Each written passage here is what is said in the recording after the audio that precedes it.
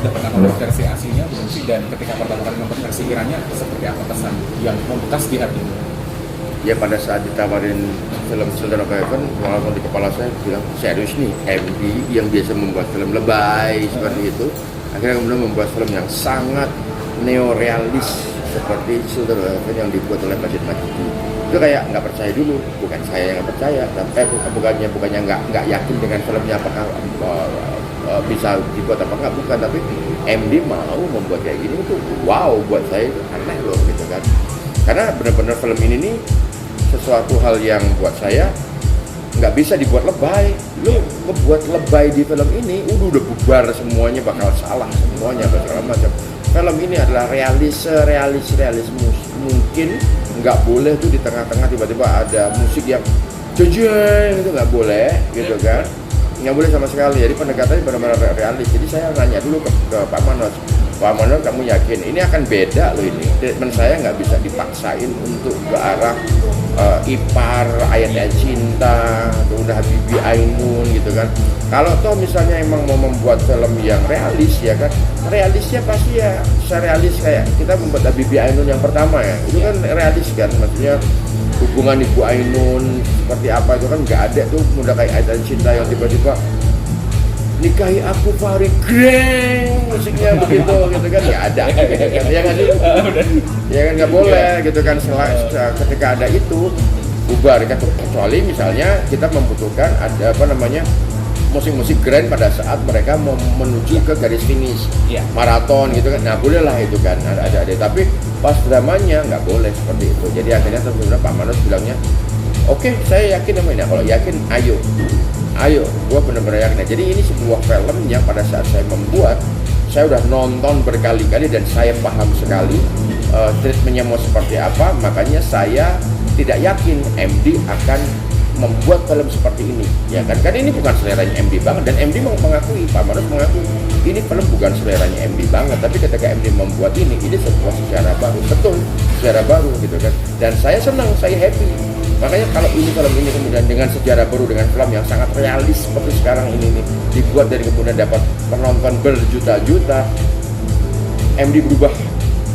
Udah yakin MD berubah, dan MD pasti akan punya sesuatu hal yang filmnya bakal lebih bagus dari film yang sebelumnya. Kalau film sebelumnya bukannya nggak bagus ya, film sebelumnya itu bagus, tetapi treatmentnya memang sangat sinetron, ya kan? Temanya sangat sinetron, ya kan? Apa yang membuat sangat sinetron? Actingnya, kelebayan dari temanya yang disajikan gitu kan. Tapi dengan ini akan berubah sama sekali. Jadi akan lebih slow burn gitu kan, itu akan lebih realistis itu. Jadi ini yang bikin saya akhirnya kemudian pede membuat film ini, karena memang konteks sosialnya sangat pas sama sekarang. Dan lagi film ini tidak menjual air mata, ya kan, tidak menjual air mata, tidak menjual kemiskinan, yang mana itu sangat bertolak belakang sama film-filmnya MD yang selalu menjual nangis, ya kan, selalu menjual sentimen perempuan gitu kan, perempuan tersakiti oleh pria hidung belang, perempuan tersakiti oleh laki-laki soleh kakak yang pengen poligami gitu kan. Enggak ada itu-itunya sekarang. Ini adalah benar-benar film yang benar-benar saya menunjukkan semacam realitas yang ada di lingkungan, realitas anak-anak, benar-benar ini film anak. Jadi point of view benar-benar point of view anak-anak. Ada mungkin sedikit kekhawatiran bahwa nanti Children from Heaven versi 2026 dengan adalah semacam copy paste atau fotokopi dari versi Irannya. Apakah ada tambahan value dan juga perspektif baru dari seorang Hanung Bramantyo dalam menggarap film Children of Heaven ini? Silakan. Kalau copy paste, udah pasti enggak. Karena apa? Yang satu Iran, yang satu Indonesia. Ya. Konteks sosial di Iran pada saat itu, seluruh masyarakat perempuan harus mengenakan jilbab, baik di dalam rumah maupun di luar rumah, ya kan? Serepresif itu, ya kan? Di Indonesia pakai hijab dipaksa, malah sebaliknya anak-anak dipaksa sama ibunya gitu kan. Nah, konteks sosialnya kan sudah beda. Apalagi film ini sama Pak Manos diminta untuk setback. Jadi tahunnya itu tahun 1980-an. Nah, tahun 1980-an lebih-lebih yang namanya orang pakai jilbab tidak diperbolehkan sama negara. benar-benar ada larangannya, tidak diperbolehkan. Nah, hanya SD sekolah Muhammadiyah yang mencoba untuk mencoba untuk menerapkan jilbab. Itu pun tidak strict, ya kan? Jilbabnya itu agak lucu ya waktu itu saya mengingat ya. Adik saya itu pakai jilbab, tapi roknya pendek. Ada tuh momen. Iya, roknya pendek. Pakai jilbab, tapi lengan pendek. Jadi kayak itu sebenarnya pakai jilbab nggak sih kalau dilihat dari sekarang ya. Iya. Tapi orang pakai kerudung, jadi jilbab cuma kepala ditutupin itu buat dia udah bersyukur banget. Masya Allah, anak saya cantiknya, alimnya, solehahnya, apa segala macam. Padahal seperti itu, gitu kan. Jadi itu aja udah beda. Jadi kalau dibilang copy paste, ya kan saya rasa itu terlalu terburu-buru. Tetapi plotnya ya nggak bisa ngawur gitu ya. Justru saya berusaha untuk setia dengan plotnya karena plotnya itu sangat mencerminkan Indonesia sekarang. Apa itu sangat mencerminkan Indonesia sekarang?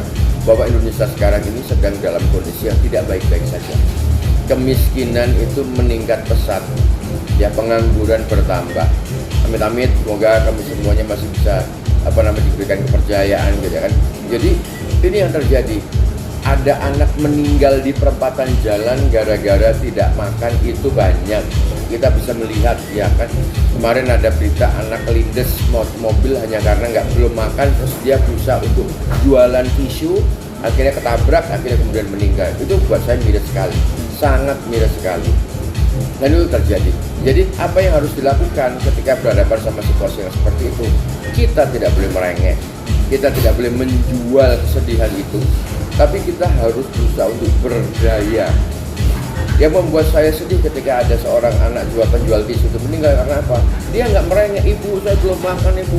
Enggak, dia ngomong begini ke ibunya, ibu saya jualin ya tisunya biar kita bisa makan. Oh my God, anak sekecil itu ngomong kayak gitu. Itu yang membuat kita semua yang membaca itu menangis bukan karena itu. Jadi itulah pesan dari Majid Majidi kepada saya, kepada kami tim produksi adalah jangan menjual kemiskinan, jangan menjual kesedihan. Tetapi yang paling penting adalah ketika kita berada di dalam situasi yang sangat terbatas, sangat terhimpit, maka kita harus tetap menjaga martabat kita sebagai manusia. Ya kan, tidak boleh jatuh pada belas kasihan, apalagi sampai menjual harga dirinya. Nah, bayangin itu disematkan pada diri anak kecil. Anak-anak dipaksa untuk menjaga martabatnya itu. Ketika sepatu hilang kan, logikanya si anak itu alam bawah sadar kan, aduh nangis, terus kemudian Pak, sepatu saya hilang, tolong dong gimana? Harusnya gitu kan? Enggak. Jadi lewat kedua anak ini nih, Ali dan Zahra ini, ketika ada yang hilang dan mereka nggak punya uang untuk mengganti lagi, mereka berusaha untuk memecahkan persoalan ini sendirian mereka. Gitu loh. Menjaga persoalan sendiri mereka dan tanpa kehadiran orang tua mereka karena mereka takut membuat orang tuanya merana. Dua pertanyaan terakhir ya Mas. Yang pertama tadi penasaran dengan Mas Hanung merewrite dan juga merevisi skenario. Selesai di draft berapa dan apakah memang nulis naskah itu fase paling susah atau paling berat dalam proses produksi Children of Heaven? Saya adalah tipe sutradara yang punya credo bahwa seorang sutradara harus bisa menulis. Kalau lo pengen jadi sutradara, kamu harus jadi penulis skenario, ya kan? Kalau sutradara yang tidak bisa menulis laut aja. Saya secara tegas saya menyatakan seperti itu. Jadi menulisan skenario, ya kan, bukan berarti kita merebut pekerjaan penulis skenario. Oh salah. Tapi film itu pada intinya adalah menulis. Film itu menulis dengan shot. Sebelum kamu bisa menulis dengan shot, sebelum kamu menulis dengan actingnya pemain, sebelum kamu menulis dengan cahaya lewat kamera, lewat lighting, sebelum kamu menulis melalui editing, cut editing, kamu harus bisa menulis lewat kata-kata di huruf dulu. Ya kan, itu penting sekali. Nah, kata-kata di dalam huruf itu adalah sebuah manifestasi dari pesan globalnya apa, pesan besarnya apa. Majid Majidi mengatakan kepada saya, pesan global dari film ini adalah menjaga martabat manusia dalam keadaan terjepit sekalipun. Itu pesan utamanya, ya kan? Makanya itu harus diterjemahkan ke dalam kata-kata dulu. Segala sesuatu hal yang merengek, minta belas kasihan, saya delete. Sehingga kemudian itu mempengaruhi pada saat saya mendirect. Kadang-kadang kan sutradara yang tidak punya pengalaman literasi yang cukup, kan sedih dong, nangis dong, Iya, demanding. tapi tanpa tahu bahwa lu nangis karena apa, lu sedih karena apa. Itu sering sekali saya dapetin keluhan-keluhan seperti itu dari para pemain. Pemain selalu ngerasa bahwa saya disuruh nangis tapi nggak dikasih konteks, ya kan, dikasih konteksnya saya harus nangis karena apa. Tapi yang penting adalah menangis demi penonton agar menangis. Ketika penonton menangis, maka itulah syarat dari box office. Oh my god, enggak. Ya. Syarat dari box office kayak itu. Syarat dari box office adalah menyentuh hati, membuat hati kita tuh terimpresi dengan itu semuanya. Itu maka kemudian saya mencoba untuk membuat ini tuh sebagaimana yang diamanahkan oleh Majid Majidi. Saya ubah semua tulisan saya buangin semua agar supaya saya tidak terjebak pada template membuat film drama harus sedih, harus nangis dan apa saya nggak mau. Gitu. Oke. Pertanyaan terakhir Mas, pertanyaan iseng. Anu Bramantio sering muncul di filmnya sendiri, termasuk terakhir di Latazan. Kira-kira di Children of Heaven muncul nggak Anu Bramantio? Setiap kali saya muncul di film saya sendiri, filmnya nggak laku. Nah, Jadi saya nggak mau muncul di film saya. Habib Habib Ainun muncul ya? muncul. Tapi jadi antagonis. Nggak apa-apa. Oh iya, Habib Ainun. Nggak tahu ya, Habib Ainun itu blessing banget. Oke. Tapi setelah itu nggak ada yang laku. Jadi enggak. Oke, thank you Mas Anu. Thank you ya Mas. Ya, Mas. Iya. Film. Halo. Halo Bang Aco. Hai.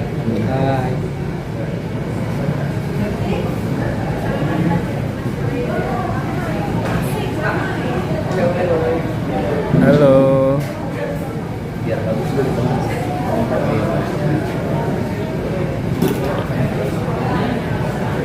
Halo. Boleh dikenalkan satu persatu perannya seperti apa?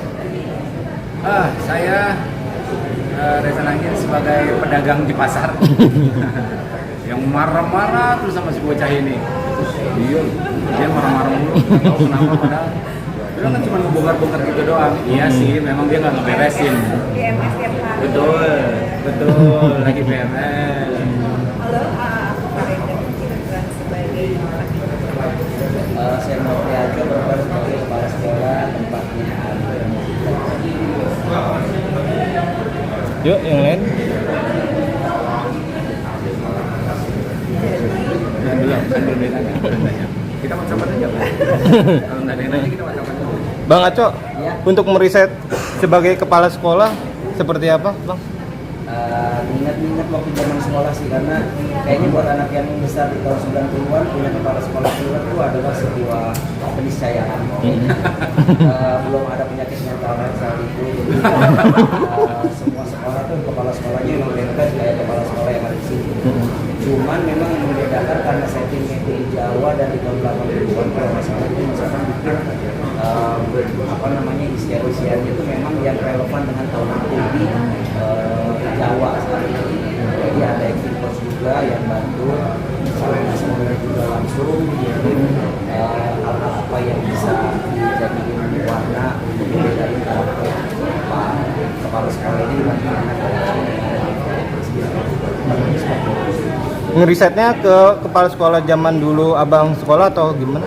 Iya, mengingat-ingat bagaimana kejaman kepala sekolah zaman dulu, dan itu dipadu-padankan dengan mungkin dialek bahasa di tahun 80-an itu sama ya mungkin gestur-gestur yang dikasih sama Mas Anu dan Etikos yang kita lakukan untuk bikin sekolah ini punya sesuatu dari kepala sekolah yang ada di aslinya.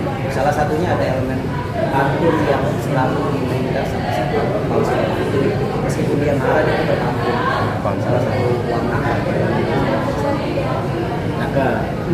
iya, begitu. Biarkan penontonnya aja. Selama syuting apa sih yang khas dari gaya penyutradaranya Hanung Bramantio?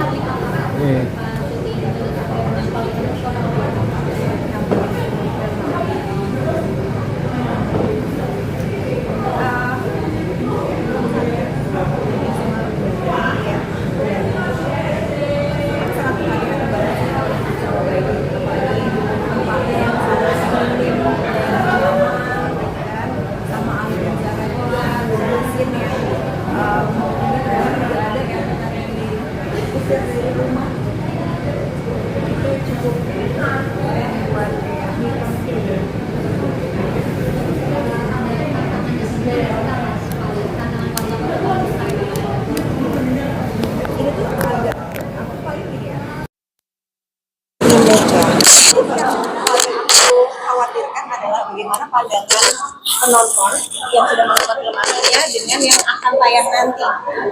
Dibanding-banding itu pasti akan ada masa-masa itu tuh pasti akan ada. Nah itu dia, makanya gimana kita bisa membuat karakter Ibu Fatimah ini walaupun memang sudah ada karakter yang sebelumnya, tapi kita buat bukan, jadi kita di sini tidak bermain hanya sekedar mencontek aja, tapi kita juga membuat jiwa yang baru yang bisa lebih relate dengan penonton di Indonesia. Itu dia untungnya Mas Hanung di sini membedakannya tuh kayak ini settingannya di Jawa, ada dialek khususnya, terus tempatnya pun juga sangat berbeda dengan film aslinya yang mana ini lebih lokal di Indonesia. Jadi menurut aku, dan semoga ini bisa lebih diterima sama penonton di Indonesia. Masih tadi ada yang mau nanya? Selama syuting dengan Hanung, apa sih yang khas dari gaya penyutradaran Mas Hanung? Galak ya. Oh, itu udah terkenal dari dulu. Itu khas memang khas. Karena tuh waktu itu kan kita syuting pas lagi di akhir-akhir tahun, lagi hujan. Jadi sempat memang kita tuh balapan sama cuaca juga. Jadi dia emang sangat konsep di situ. Mungkin jadi keluar tegasnya. Jadi ya itu sih. Cuma ya terima kasih banget kalau dia nggak gitu, mungkin kita nggak akan kelar dengan sesuai dengan timing yang sudah dijadwalkan. Karena kan apalagi ini syuting dengan anak-anak ya, jamnya itu udah pasti sangat lebih pendek dibanding kalau misalkan kita syuting dengan orang dewasa gitu kan ya. Dan aku nggak terlalu banyak day shootnya di situ, yang banyak kan memang anak-anak. Dan aku banyak mendengar kalau mereka itu start syuting memang di pagi hari banget. Setelah tuh mungkin setelah lepas maghrib atau maksimal jam 9 itu sih. Jadi kayaknya di tentang waktu yang sangat mepet itu kayaknya Mas Hanung memang harus bersikap tegas agar semuanya bisa berjalan dengan maksimal dan sesuai dengan waktu dan schedule-nya. Ya terkait tegas itu, apalagi pemainnya kan pemain utamanya anak-anak ya. Tapi Hanung bisa membedakan, bisa memanage bagaimana tegasnya itu nggak sampai bikin anak-anak itu trauma ya. Karena tetap kondusif dan justru anak-anak itu malah jadi bisa dapat kayak vibe syutingnya itu benar-benar serius tanpa harus tegang gitu. Karena anak-anak ini kelihatan tetap nyaman, tetap ya si Jared Ali tetap seperti Jared Ali seperti biasanya. Anaknya kritis, banyak komplain. Kalau ditanya dia, namanya anak-anak kritis gitu ya, disuruh apa dia bisa ngasih masukan lagi sendiri karena menurut dia beda gitu. Tapi ya prosesnya berjalan dengan menyenangkan karena anak-anak ini emang nggak bisa cuman udah ikutin aja, udah nggak bisa. Kayaknya anak-anak ini udah bisa mengerti dan bisa mendebat gitu. Jadi kayak dialognya tuh berlangsung sangat baik gitu jadinya di lokasi, meskipun ya itu tadi kita kejar-kejaran sama waktu apa segala macam. Cuman anak-anak ini ketika harus achieve sebuah scene dengan emosi besar, mereka tuh tetap bisa deliver itu dengan baik gitu.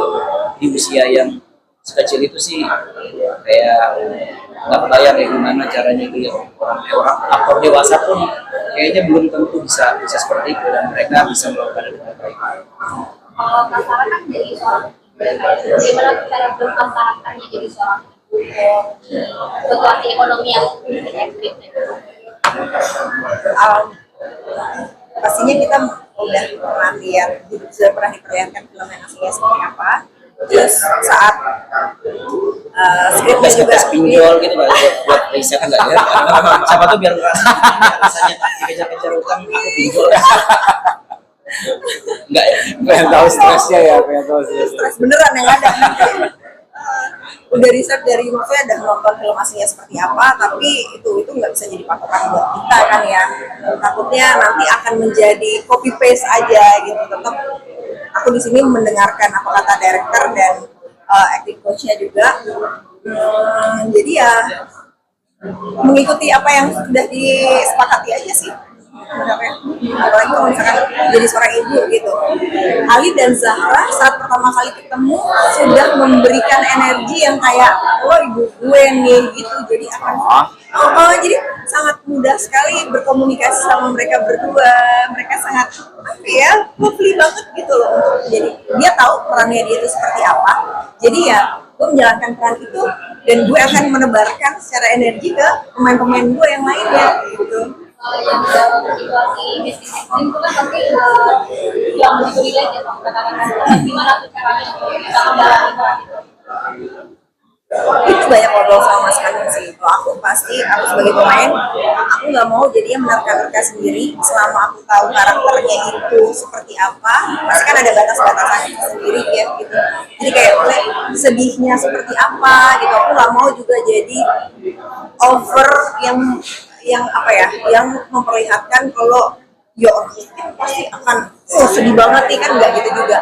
Sedangkan di sini walaupun mereka mungkin secara materi memang tidak terlalu mencukupan, tapi mereka berjuang untuk hidup itu sendiri. Itu sih yang mau diangkat sebenarnya.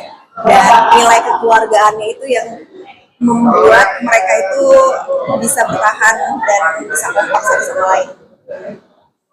karena pasal 4 beban ya kan film kritik ya untuk berperan sesuai dengan asli ada bebannya sendiri. Itu sih tadi ya kayak aku bilang, makanya jangan sampai akhirnya penonton tuh melihat ini kayak ya ini film copy paste doang lah dari yang aslinya, nggak gitu juga. Dan aku senang banget sih Mas Hanung yaitu memberikan sentuhan-sentuhan lokal banget ke film ini, sehingga kalau yang aku rasakan ya ini akan bisa lebih relate sama penonton Indonesia saat nanti ditonton.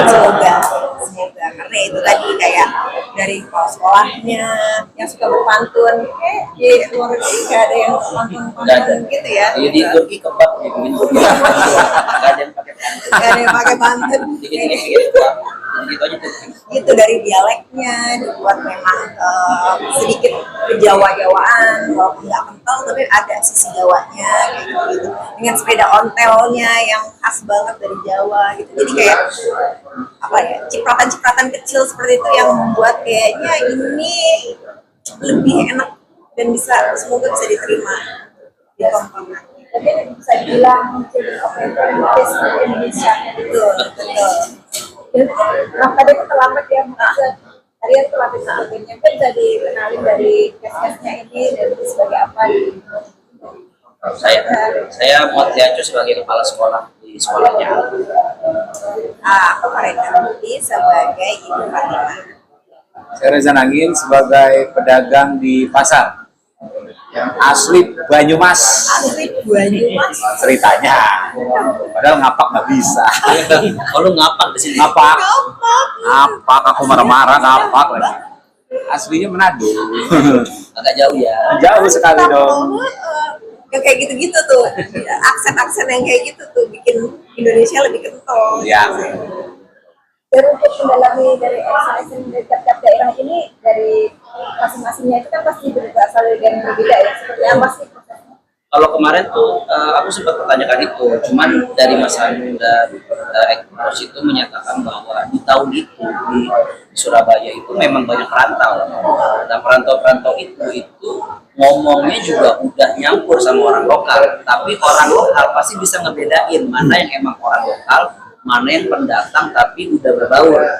Sama kayak misalnya kita ke Makassar, orang Cina di Makassar tuh jago bahasa Makassarnya, tapi dia bukan orang asli Makassar, tapi udah bertahun-tahun tinggal di situ, berdagang di pasar bersama orang lokal. Jadi bahasanya tuh memang menurut Mas Hanung memang nggak akan sama persis, tapi ya konsep yang ingin mau dia bikin memang seperti itu. Makanya yang ditempatkan tuh bukan yang orang Jawa Surabaya asli, tapi mungkin semacam orang kayak dari mana kan. Kalau kepala sekolah itu kan PNS kan bisa ditempati di mana-mana gitu kan. Nah asumsinya saat itu kepala sekolahnya itu juga pendatang, tapi udah lama tinggal di situ, jadi ya bahasanya ada nyampur dari orang lokal, tapi nggak bisa bohong kalau orang asli itu ngedenger dia bukan orang sini. Nah kayak gitu, konsepnya seperti itu. Enggak ya, tapi akhirnya pendalam materinya sempat langsung ke bagaimana pendalam materi? Iya akhirnya kita latihan. Jadi kadang-kadang ada diksi-diksi yang nggak ada di tahun 80-an itu belum ada, jangan pakai diksi itu ya. Kita ganti lagi. Nah itunya yang lebih paham Mas Hanung dan coachnya gitu. Jadi kita bisa coba, tapi mereka akan mengkurasi, enggak ini nggak bisa nih, di tahun segitu itu belum ada, padanannya tuh ini, nah kita pakai itu kayak gitu. Jadi kayak oh menarik juga ya ternyata karakter-karakternya tuh nggak yang mentang-mentang di Jawa ya udah semuanya seragam gitu, enggak gitu. Ternyata dibikin agak beda-beda seperti itu. Ya mungkin itu makanya kenapa ada pedagang orang yang ngapak, karena mungkin ceritanya ada orang dari Tegal juga kali yang berdagang di situ. Jadi memang berusaha memotret keadaan di tahun segitu, di era-era setting filmnya. Kamu harus belajar dari orang daerah juga nggak sih? Diajarin sama acting coach ya, jadi kebetulan Mas Agus Kencurot lumayan Perbendaharanya banyak. Pendaraannya lumayan banyak gitu. Jadi untuk untuk ngapaknya itu bedanya dengan Jawa Tengah kayak Jogja ataupun juga Solo, kaknya itu benar-benar disebutin kak gitu.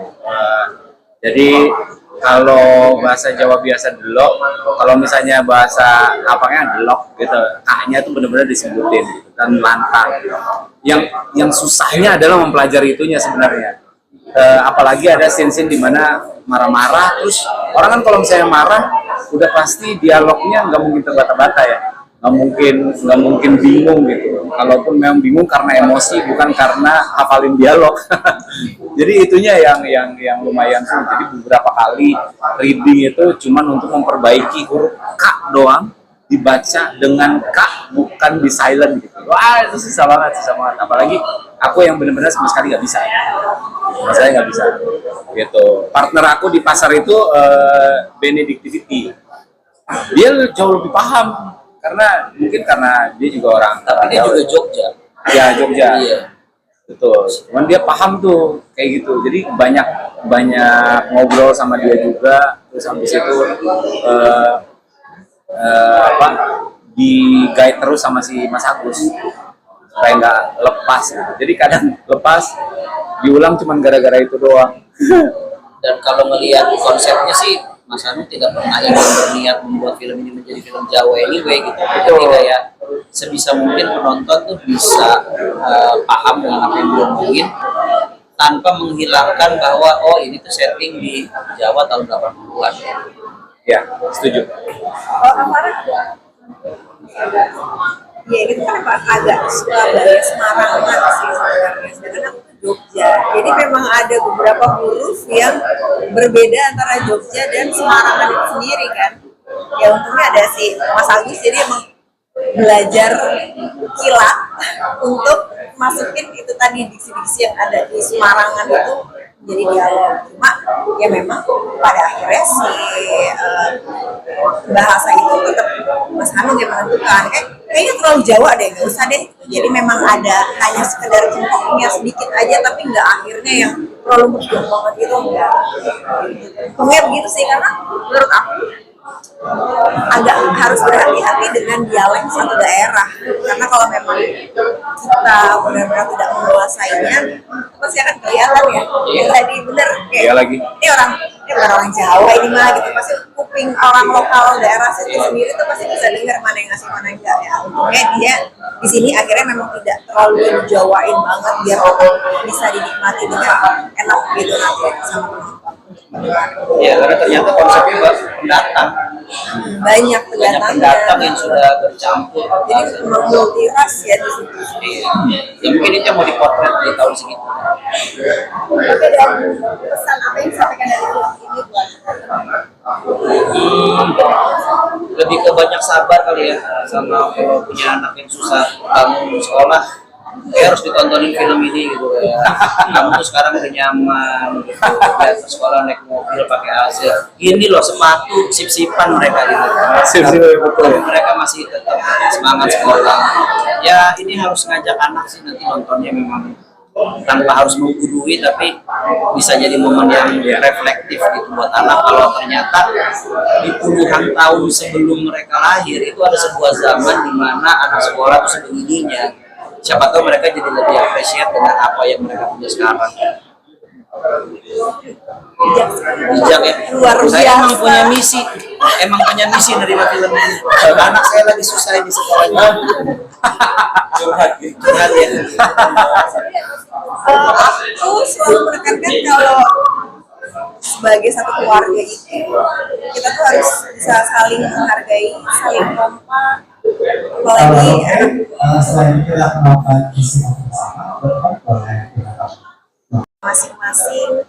Jadi menjadi satu kekurangan mereka, jadi less communication sama keluarga yang lainnya, dan semoga dengan menonton ini bisa menumbuhkan nilai-nilai kekeluargaan lebih kental lagi di antara keluarga itu. fotonya di Oke, palingan cuman tinggal 2 kata aja sih kayaknya kalau bisa nambahin, bersyukur sama berjuang kali ya, karena hidup itu tentang itu gitu, dan itu semuanya di capture di film ini. Semoga ini pun juga bisa diterima sama banyak masyarakat Indonesia. Value-value yang seperti ini harus dibanyakin sih di dalam film Indonesia. Terima kasih teman-teman. Satu kali lagi promosi dong untuk nonton film ini. Promosi. 27 Mei. Mana nih? Halo, saya Muhammad Pliaco. Saya Farah. Saya Reza Nangin. Kami dari film Children of Heaven. Jangan lupa saksikan film Children of Heaven yang akan tayang kapan? 27 Mei 2026 di bioskop-bioskop kesayangan Anda. Jangan lupa nonton.